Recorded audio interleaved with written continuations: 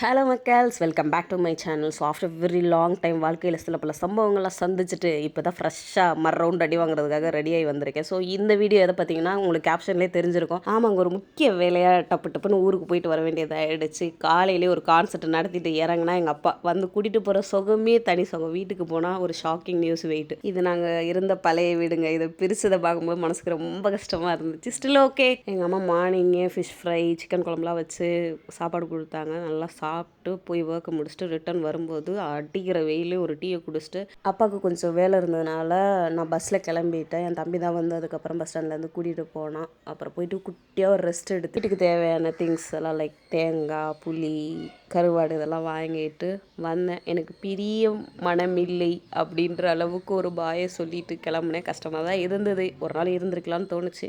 But still வேறு option இல்லாதனால கிளம்புனதே ஆயிடுச்சு. ஓகே, நெக்ஸ்ட் வீடியோவில் பார்க்கலாம். பாய் பாய்.